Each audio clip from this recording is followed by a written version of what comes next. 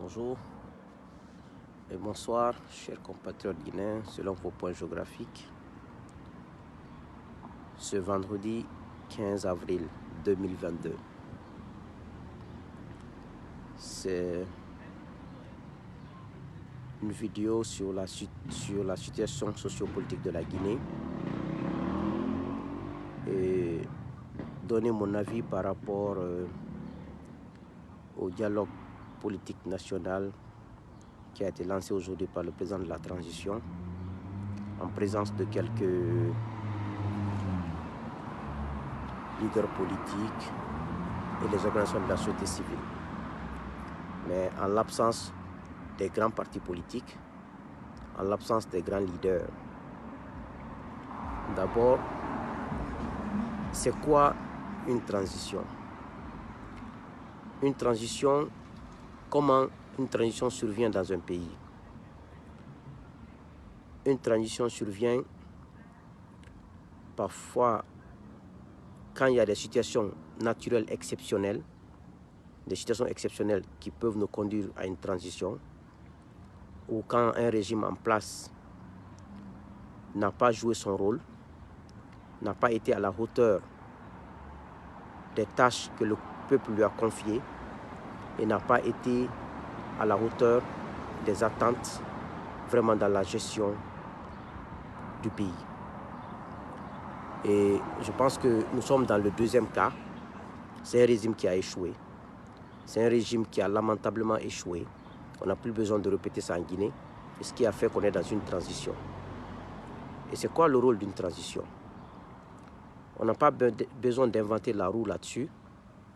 Une transition doit d'abord, en tout premier lieu, les responsables de la transition faire un état des lieux de ce qui s'est passé, de bon ou de mauvais, dans le régime dessus. Une fois que l'état de lieu est fait de la situation du pays, comment était le pays et comment ils ont trouvé et qu'est-ce qui était de positif et de négatif dedans, une fois que ce bilan est fait,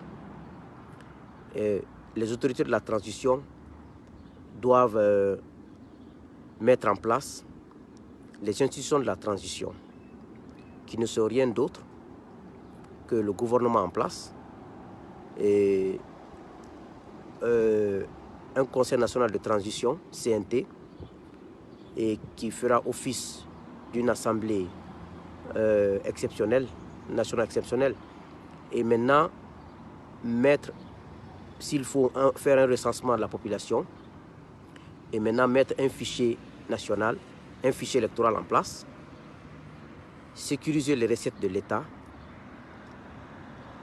et pouvoir donner de nouvelles directives lors de cette transition pour aboutir à une élection. Et naturellement, ouvrir un canal de dialogue avec les principaux partis politiques, avec les acteurs des grands partis politiques, parce qu'il faut dire les choses telles qu'elles sont.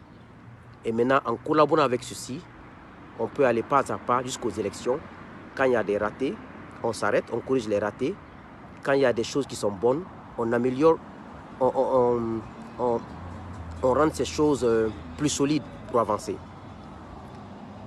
Mais dès lors qu'une transition commencera à mépriser une partie, dès lors qu'une transition commencera à ignorer une partie, dès lors qu'une transition se donnera tout le pouvoir exceptionnel pour pouvoir conduire les choses sans consultation, le problème risque de se poser, soit à l'instant T, soit à court terme, mais on finira par des problèmes. Donc, il est de notre intérêt à tous. Nous sommes tous Guinéens. Personne n'a intérêt qu'on s'affronte. L'affrontement n'arrange personne, ni les autorités de la transition, ni l'opposition que nous sommes dans une grande majorité, parce que nous sommes tous Guinéens. Tout le monde veut le bonheur de la Guinée et tout le monde veut. Mais ça doit se passer dans une collaboration, dans une coopération, parce que nous ne sommes pas des ennemis. Nous sommes juste des adversaires politiques pour un temps donné. Et après, si nous avons l'objectif commun, l'essentiel c'est la Guinée, c'est le bonheur de la Guinée, je crois qu'il n'y a pas lieu de se jeter les pierres ou de qualifier d'autres d'extrémistes, ou ils ne veulent pas venir, d'arrogants. Je pense que ceux qui sont au pouvoir doivent avoir le dos large. Je vais donner un exemple pratique. Quand le capitaine Dadis, en 2010, avait convoqué les forces vives de la nation au Palais du Peuple, à l'époque, les forces vives avaient comme porte-parole Jean-Marie Doré, paix à son âme. Et les forces vives avaient décidé à l'époque, composé des partis politiques et des syndicats, les principaux leaders étaient l'ex-président Alpha Condé, François Fall, Cellou Dalein Diallo, Sidi Touré et tant d'autres. Ils avaient dit non, on ne va pas. Si le président Dadis veut nous rencontrer, on veut un cadre approprié. On ne va pas au palais parce que le palais c'est de la pagaille. Ils ont refusé de partir. Le seul grand leader qui était parti à l'époque, si j'ai bonne mémoire, c'est le président du PDN, Lansana Kouyaté, qui s'est déplacé, qui allait au palais. Et quand le capitaine Dadis est arrivé, il était fâché. Il a dit Kouyaté, il y a les archives à la RTG, d'autres peuvent témoigner. Où sont les autres forces vives? Où sont les forces vives? Kouyaté lui dit, ils ne sont pas arrivés. Il dit, ok, je vous charge d'aller dire aux forces vives de venir. Ça, j'ai vu ça à la télé. Les archives sont à la RTG. Dadis n'était pas content. Mais après, Dadis a compris que les leaders politiques avaient raison. Il les a appelés après, ils sont allés dans un cadre approprié, ils ont discuté, ils ont échangé, ils ont mis un cadre en place, ils ont commencé à discuter paisiblement avant que le 28 septembre n'arrive. Pourquoi il est important? Une transition, c'est avant tout de dialogue au départ. Quand on avance, c'est le dialogue. Pour terminer, c'est le dialogue. Pour conclure une transition, c'est le dialogue. Parce que si les fils d'un même pays ne se parlent pas, avec respect, avec égard, non avec un ton élevé, non avec une manière d'imposer des choses aux choses. On sait que l'opposition ne peut rien imposer au CNRD. Et le CNRD, à son tour, ne peut rien imposer à l'opposition. Parce qu'ils sont, ils sont tous les fils de ce pays. C'est juste s'asseoir. Parce que le dialogue, c'est des concessions. Ils peuvent dire, ok, opposition, vous avez demandé ceci, ceci. Nous acceptons ceci, ceci, mais nous n'acceptons pas ça. L'opposition va dire, ok, comme ils ont accepté un tel point, nous aussi, on va faire des... Donc, je vais donner un autre exemple. Quand Alassane Ouattara a su qu'il était impossible, la connexion était partie, parce que j'étais un peu loin de la maison, le wifi quoi. Quand Alassane Ouattara a compris que c'était impossible de faire la réconciliation sans Gbagbo, parce que Gbagbo, quoi qu'on dise, représente une frange de la population ivoirienne. Bédié représente une frange de la population ivoirienne. Alassane Ouattara, idem. Il a compris que sans Gbagbo en Côte d'Ivoire, il n'y a pas de réconciliation. Il a mis son orgueil de côté. Il a mis tout en œuvre pour que Gbagbo revienne, pour qu'on l'acquitte, on l'innocente pour qu'il rentre au pays. Tout ça, c'est pour apaiser le pays. Parce qu'Alassane a compris, c'est vrai qu'il y a eu 3000 morts. C'est vrai que c'est des armes qu'on a utilisées. C'est vrai qu'il y a eu la guerre pour qu'ils viennent au pouvoir. Mais il a compris que sans Gbagbo dans le pays, ça ne marchera pas. Donc, un exemple ici, pour donner un exemple de collaboration et de coopération. Combien de fois il est important de mettre au-dessus le pays et de discuter et de savoir gérer ce qui est gérable. Parce que quand tu es au pouvoir, il faut avoir le dos large. C'est toi qui as le pouvoir, c'est toi qui es puissant. Quand tu n'as pas le dos large, ça ne marchera pas. Mais quand tu pousses ceux qui sont faibles jusqu'au mur, ils vont riposter et après ça va donner autre chose. Barack Obama ici, quand il a été élu en 2007-2008, ceux qui étaient ses concurrents, ses adversaires farouches, Joe Biden et Hillary Clinton, il n'y a pas de mots déplacés qu'on ne lui a pas dit lors des élections, lors des trucs. Mais quand il a été élu, Obama a fait quoi? Il a mis son orgueil de côté. Il a oublié tout ce qui a été fait lors de la campagne, des mots sales, des mots déplacés. Il a mis Joe Biden vice-président. Il a mis Hillary Clinton comme secrétaire d'État américain. On ne peut pas remettre quelqu'un comme son ministre des Affaires étrangères si on n'a pas confiance en lui et si on n'a pas confiance en son intégrité, à son patriotisme et si on n'aime pas son pays.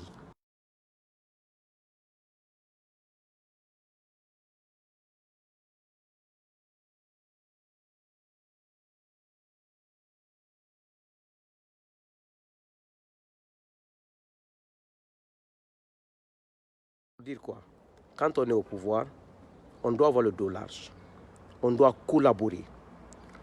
Même si quelque chose ne t'arrange pas, il faut toujours des compromis. Il faut toujours des concessions. S'il n'y a pas de concessions, un seul groupe ne peut pas gérer une nation. Ce n'est pas possible. En 1998, le général Lansana Conté a utilisé les mêmes méthodes. Il voulait aller aux élections. Alpha, je crois, Bamamadou, et je ne sais pas s'il y avait Siradio en vie, je n'ai aucune idée, et Jean-Marie, ils avaient dit qu'ils ne vont pas aux élections. Quand ils ont dit qu'ils ne vont pas aux élections, le volume, c'est bon, non? Quand ils ont dit qu'ils ne vont pas aux élections, Lansana Conté a fabriqué un opposant, il allait aux élections. Mais depuis les élections de 1998, le régime de Lansana Conté a commencé à perdre sa valeur, tout a chamboulé. Parce que quand tu ignores les autres fils de la nation, quand tu n'approches pas les autres fils de la nation, quand vous ne discutez pas, ce n'est pas forcé d'avoir, il n'y a jamais une entente totale. Il y a toujours des compromis. Il y a toujours des gens qui vont dire, moi je ne suis pas d'accord. Mais l'écrasante majorité, ceux qui représentent les peuples, si tu négocies avec ceux-ci, quand ça marche, c'est tout le peuple, c'est pour tout le monde ça marche. Surtout les gens du pouvoir.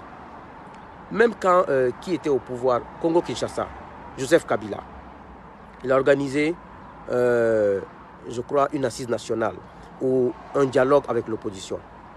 Il a ignoré les plus grands partis. Mais c'était un monologue. C'était un monologue. Ça n'a pas réussi au Congo-Kinshasa. Je suivais ça quand Joseph Kabila était au pouvoir. Avant que Tshisekedi n'arrive au pouvoir. Il a organisé avec l'opposition. Il a fabriqué on ne fabrique pas des opposants. Il y a des opposants qui portent la voix des millions de concitoyens. Quand ceux-ci parlent à leurs militants, ils écoutent. Parce que c'est comme ça qu'on est structuré. Ça devient un monologue. Donc il est important que les opposants de la transition, les autorités de la transition se ressaisissent, comprennent que ceux qui ont refusé de venir, ils ont mis des conditions. Appelez-les, voici, mais en toute sincérité, parce que quand un dialogue n'est pas fait avec la sincérité, ça ne marche pas. Ça ne marche pas. Ok, on a vu vos points, on a vu 10 points, nous acceptons 5. Les 5, nous n'acceptons pas. Eux aussi vont dire, ok, parmi les 5 que vous n'avez pas acceptés, on laisse 3, mais les 2, augmenter les 2. Donc, c'est un échange. C'est dans ces échanges que les autorités de la transition auront leur compte, que l'opposition dans sa grande majorité aura son compte, et qu'il y aura l'apaisement dans le pays et qu'on avancera. Parce que, quel que soit PDX, la transition n'ira pas sans les politiques. Les politiques n'iront nulle part sans les autorités de la transition. Donc, c'est comme si des choses qui ne peuvent pas aller sans l'un l'autre. Donc, moi, je pense qu'il ne faut pas penser que parce qu'ils ont posé des conditions, ils se prennent pour qui. Non, ce n'est pas ça. Ce n'est pas une question de se prendre pour qui. C'est une question de dialoguer. C'est une question de mettre la nation au-dessus. C'est une question de dire, ok, ils ont raison. Parce que tout le monde ne peut pas avoir raison. Tout le monde ne peut pas avoir tort non plus. S'ils posent des conditions objectives, des conditions réfléchies, c'est juste les appeler, discuter avec eux, échanger avec eux. Parce que tôt ou tard, quand on continue dans cette lancée, la situation ne fera que pourrir. Elle ne fera que pourrir. Et quand on va avancer comme ça, on ira à un moment où il y aura de blocage. Et quand il y aura le blocage, il va falloir revenir à zéro, à la case de départ, pour discuter encore avec les gens. Et finalement, l'exacerbation sera là, les mécontentements seront à un niveau, et l'affrontement risque d'être là. Et tout ça, ce n'est pas bon pour personne. Ni pour la transition, ni pour les autorités de la transition, ni pour l'opposition, ni pour la population en général.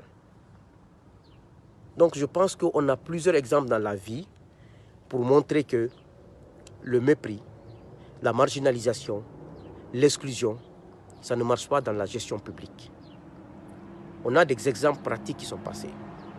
Donc, ce que je demande aux autorités de la transition, c'est de mettre la balle à terre, c'est vous qui êtes au pouvoir.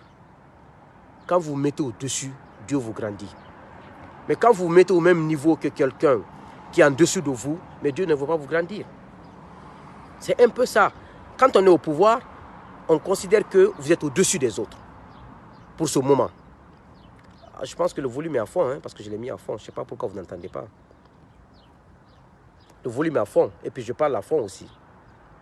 Donc, je demande aux autorités de la transition de comprendre cette situation et de mettre la balle à terre, parce que tôt ou tard, quoi qu'on fasse, quoi qu'on dise, les grands partis politiques, ceux qui portent la voix des millions de la population guinéenne, on n'ira pas sans eux. On n'ira pas sans eux. Donc, il vaut mieux qu'on s'asseye sans mépris, sans marginalisation, avec respect, avec considération. On échange sur l'avenir du pays. Parce que personne ne veut brûler ce pays. Tout le monde veut que la Guinée aille de l'avant. Parce que s'il y a le bonheur, c'est tout le monde qui profite. S'il y a le malheur, c'est tout le monde qui profite. Aujourd'hui, il y a le malheur, c'est tout le monde qui en pâtisse. Aujourd'hui, il y a la misère en Guinée, la galère en Guinée. Qui souffre? Ce n'est pas une ethnie qui souffre, c'est tout le monde qui souffre.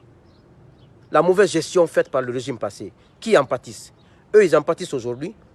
Nous qui n'avons pas participé, nous en pâtissons. C'est un péché, ça. Donc, que Dieu fasse que nos autorités comprennent que la transition est tout d'abord un dialogue. Sans dialogue, on n'aboutira à rien. Sans dialogue, on aboutira à l'affrontement. Et l'affrontement aboutira à quoi? À un dialogue. Pourquoi ne pas commencer par le dialogue? Pourquoi ne pas commencer par la concession? Que Dieu fasse que nous puissions nous respecter dans ce pays et qu'on comprenne qu'on ne peut pas aller sans l'autre. On ne peut pas aller sans les autres. Les autres ne peuvent rien faire sans nous. Donc avec ça, on pourra aller très loin. Donc que ce mois de carême puisse nous aider avec nos prières à apaiser nos cœurs et à comprendre qu'on a besoin l'un de l'autre. Que Dieu vous bénisse. Je vous remercie.